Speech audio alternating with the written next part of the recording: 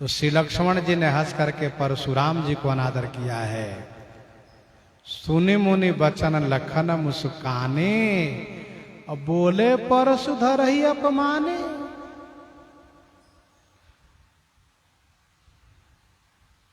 टूट चाप नहीं जुड़ही रिसाने, बैठिए हो यही पाए पिराने। महाराज गुस्सा करने से टूटा हुआ धनुष नहीं जुड़ने वाला है, बैठ जाइए, थोड़ा आपकी चरण सेवा कर दूं। जब से आए तब से खड़े हैं, आपका पैर दुख गया होगा। आपको ये स्वीकार ना हो तो जोड़िए को बरगुनी बोलाई, जोड़ाई मेहनत आना हम दे देंगे आपको। जो अति प्रिय तो करिए उपाय। अब हम समझ नहीं पा रहे धनुष पर आपको ममता क्यों, ही धनुष पर ममता के ही हेतु क्यों ममता हो गई है, बताइए। ये धनुष श्री शंकर जी का, उन्होंने दिया देवरात जी को, प्रतिज्ञा की श्री जनक जी ने, तोड़ा श्री राम जी ने। अब आपको क्यों इतना दर्द हो रहा है, क्यों कष्ट हो रहा है? ना आपके श्री शंकर जी ने आपको दिया, ना आपके पास, तो फिर आपको इतना गुस्सा लग रही है?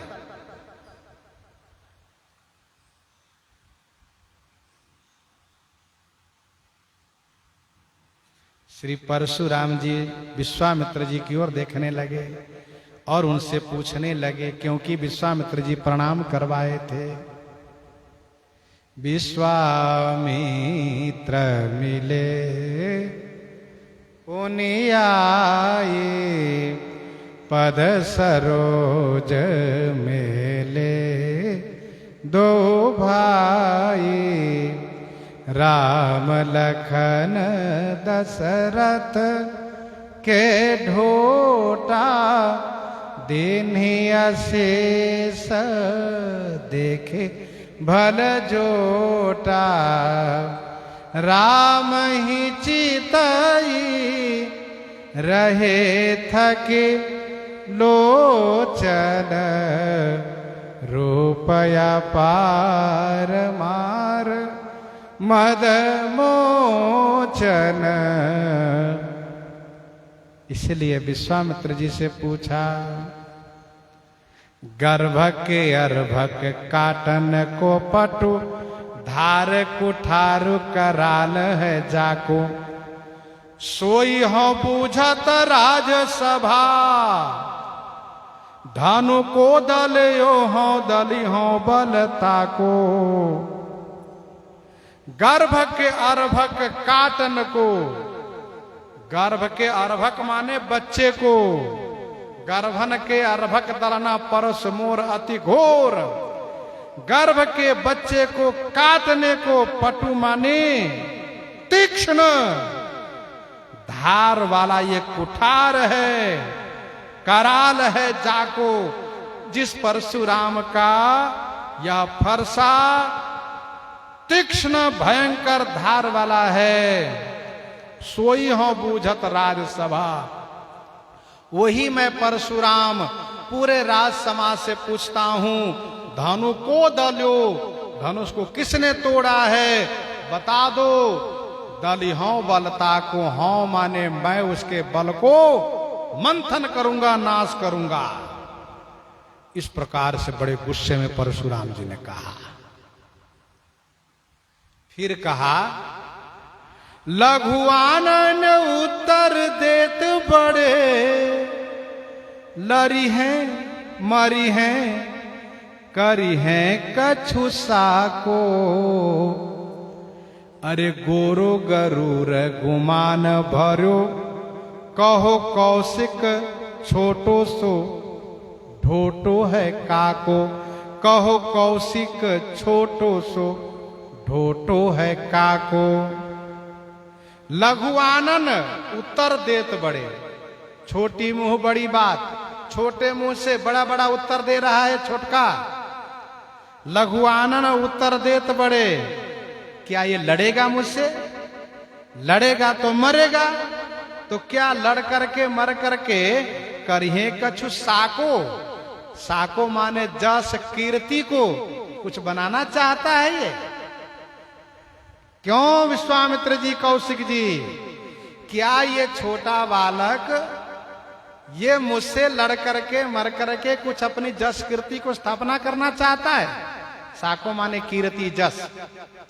लोग जैसे कहे कि परशुराम जी जैसे क्षत्रिय कुल घातक, क्षत्रिय कुल पर विजय पाने वाले को ललकारा, इस क्षत्रिय कुमार ने ललकार करके मृत्यु को प्राप्त कर गए।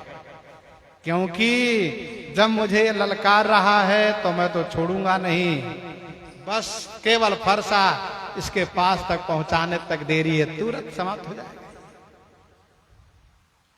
क्या लरी है मरी है करी है कछुसा को, गोरो गरूर गुमान भर्यो, गोरो गरूर गुमान भर्यो। ये गोरे रंग का जो है, इसमें गरूर, गरूर माने घमंड भरा है और गुमान भरा है,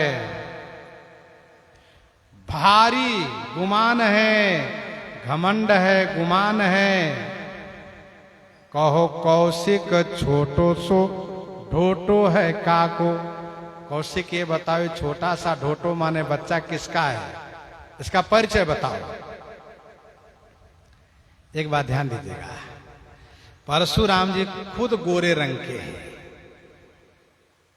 गौर शरीर भूति बल भ्राजा, बाल विशाल त्रिपुंड विराजा, और स्वयं गुस्सा किए हुए हैं। और लक्ष्मण जी के लिए कहते हैं गोरो गरूर गुमान भरो।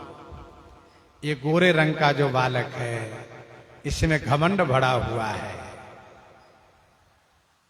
गुमान भरा है, इसमें अहंकार बड़ा है। वैसे आयुर्वेद शास्त्र के अनुसार, वैदिक शास्त्र के अनुसार, गौरांग शरीर वाले में रोष ज्यादा हुआ करता है, गोरे रंग वाले में रोष ज्यादा होता है। ये ऐसा कहा गया है और आप देख सकते, अनुभव कर सकते हैं। जो ज्यादा गोरे रंग के होंगे उनमें गुस्सा ज्यादा होगा। तो गोरो गरूर गुमान भरो। परशुराम जी कहते हैं इसमें घमंड भरा है, इनमें क्या कम है? परशुराम जी में नहीं है क्या? इनमें भी तो है। भुज बल भूमि भूप बिनुकी ने विपुल बार महिदेव न दिन। ये गुमान नहीं है इनको, ये घमंड इनको नहीं है।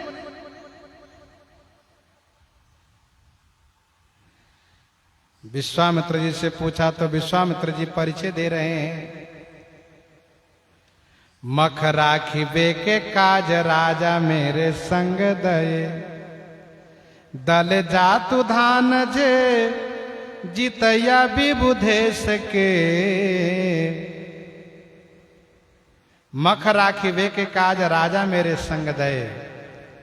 मख माने यज्ञ की रक्षा करने के लिए मैंने अवधेश महाराज चक्रवर्ती जी से मांग किया, तब उन्होंने मेरे संग अपने दोनों प्यारे पुत्र को दिए।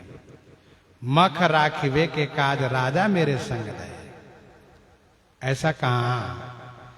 दले जातुधान, इन दोनों ने जातुधान माने राक्षसों को मारा है। जे जितैया विबुधेश के, जे विबुधेश माने इंद्र को जीतने वाले असुर लोग थे। मानो इस सारे में श्री विश्वामित्र जी कह रहे हैं केवल क्षत्रियों को मार करके बड़े वीर बने हुए हो आप। आज तक एक भी असुर को आपने नहीं मारा है।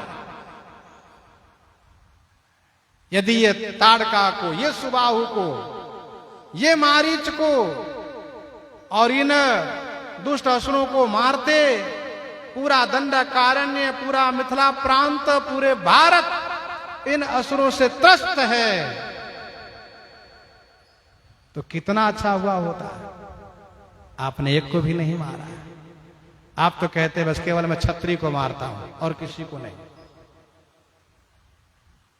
किसी से मेरी दुश्मनी नहीं है। सनातन धर्म के विध्वंसक, भारतीय संस्कृति को डुबाने वाले इन असुरों को आप एक को भी नहीं मारे। इसलिए विश्वामित्र जी ने कहा दले जातु धान जे जीतैया विबुधेश के, जो विबुधेश माने देवेंद्र को जीतने का सामर्थ्य रखने वाले थे, ऐसे असुरों को इन दोनों ने मारा है।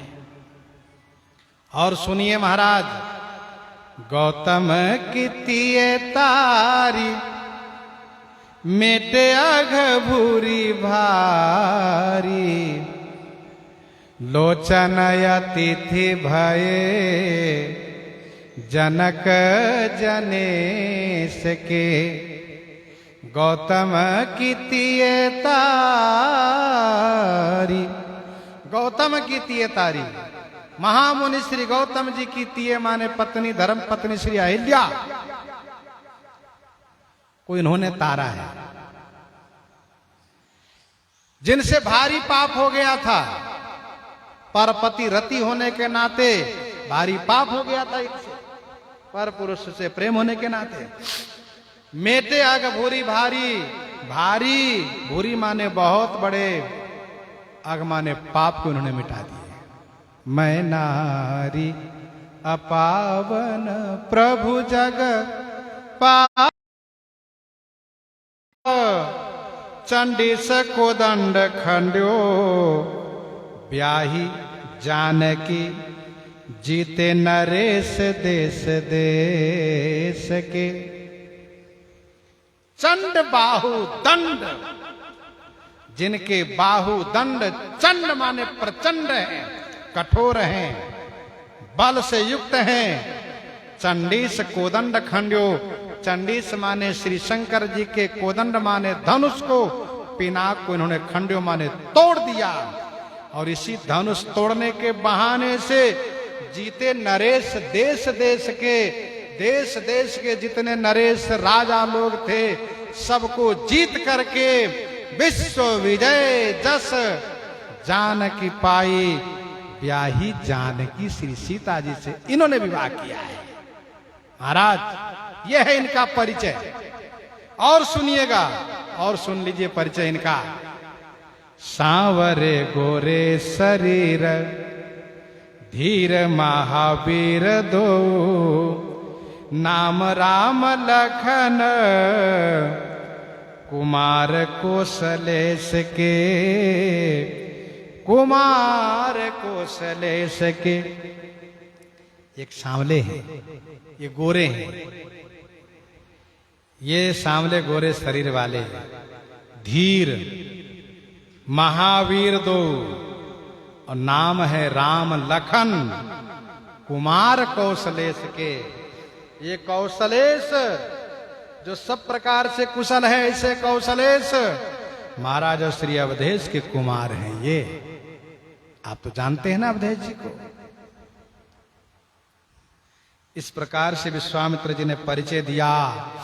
गोस्वामी जी कहते हैं एक पद में और, अरे काल कराल निर्पालन के, धनु भंग सुने फर सालिए धाये, लखन राम बिलो की सप्रेम, महारिस ते फिर आंखी दिखाए। काल कराल निर्पालन के, निर्पालन के कराल काल है परशुराम जी। भज बल भूमि भूप विनु की ने विपुलबार महिदेवन देवे। काल कराल निर्पालन के, धनुभंग सुने फरसा लिए धाये। धनुष भंग की आवाज सुनते ही फरसा लेकर के दौड़ते हुए आए। ते ही अवसर सुनी शिव धनुभंगा, ते ही अवसर सुनी शिव धनुभंगा, आयो भृगुकुल कमल पतंगा, आयो भृगुकुल कमल पतंगा। परशुराम जी अपने आप को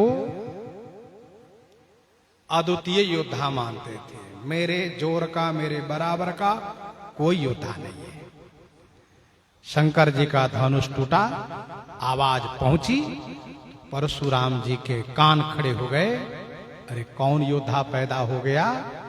मेरे श्री शंकर जी को धनुष तोड़ने वाला कोई दूसरा नहीं हो सकता। जो सामान्य क्षत्रिय हो, ये कोई विशेष क्षत्रिय हुआ है, कोई विशेष योद्धा पैदा हुआ है। मैं चल के देखूंगा और उसको परास्त करके फिर पूरे क्षत्रिय समाज में अपने आप को ही सर्वश्रेष्ठ योद्धा के रूप में घोषित करके रखूंगा। अरे भले ही मैंने मारना छोड़ दिया है, हिंसा छोड़ दिया है, लेकिन इसका मतलब ये नहीं कि मेरी वीरता कमजोर पड़ जाए, मेरा पौरुष नकारने योग्य हो जाए। ऐसा नहीं, लोगों को पता चलना चाहिए परशुराम अभी हैं और रहेंगे। तो परशुराम जी आए हैं ये देखने के लिए, उनको परास्त करने के लिए। लेकिन हुआ क्या? एक दुबे जी जिनको लोगों ने चौबे बना दिया, तो उनके मन में और लालच हुआ कि समाज में मुझे चौबे पद मिल गया है, तो मैं ब्रह्मा जी के पास चलता हूं, वहां मुझे 26 पद मिल जाएगा, मैं चौबे से 26 हो जाऊंगा। और जैसे चौबे जी गए ब्रह्मा जी के पास, तो ब्रह्मा जी ने कहा आओ आओ दुबे जी आओ बैठो, क्या समाचार है। बेचारे चौबे गए 26 होने के लिए, दुबे होकर के मुंह लटका के लौट गए। वैसे ही परशुराम जी आए थे अपनी वीरता की डंका बजाने के लिए, लेकिन यहां बेचारे की वीरता की डंका शांत हो गई। हाँ, काल कराल निर्पालन के धनुभंग सुने परसा लिए धाये, लखन राम बिलो की सप्रेम, महारिष ते फिरी आंखी देखाए। बड़ी गुस्सा में परशुराम जी आए थे, बड़े रोष में आए थे। हाँ, जय सुभाय चित भहित जानी, सो जाने जनु आय खुटानी।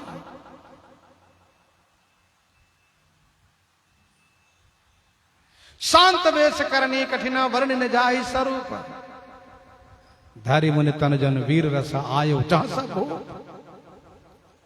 लेकिन जब श्री राम लक्ष्मण जी को परशुराम जी ने देखा, इनका क्रोध ठंडा हो गया।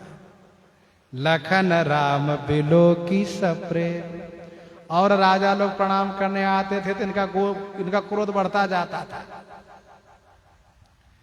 पितु समेत कहीं कहीं निज नामा, लय करण सब दंड प्रणामा, इनका क्रोध भड़कता जाए। लेकिन जब श्री राम लक्ष्मण जी को देखा इन्होंने, तो इनका क्रोध ठंडा पड़ गया।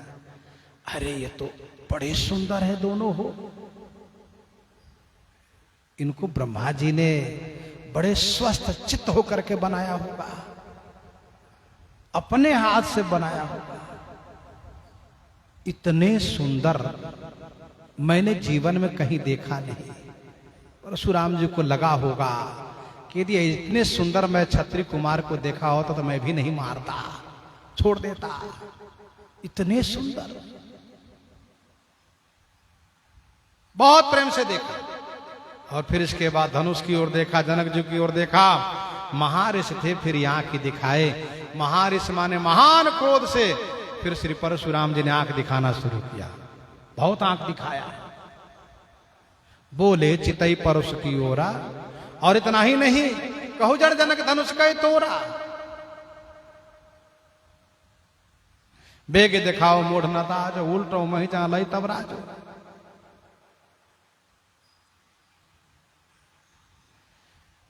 बचन सुनत फिर अनत निहारे, देखे चाप खंड मही डाले। अतिश बोले बचन कठोरा, बड़े गुस्से में आ गए। गोस्वामी जी कहते हैं धीर शिरोमणि वीर बड़े। हमारे रघुनाथ जी कैसे हैं श्री राम जी? बाबा कहते हैं धीर शिरोमणि, सबकी धीरता चली गई है, लेकिन हमारे श्री राम जी में धीरता बनी हुई। धीर शिरोमणि वीर बड़े, जितने वीर लोग सब में बड़े हैं, धनुष श्री राम जी ने तोड़ा है।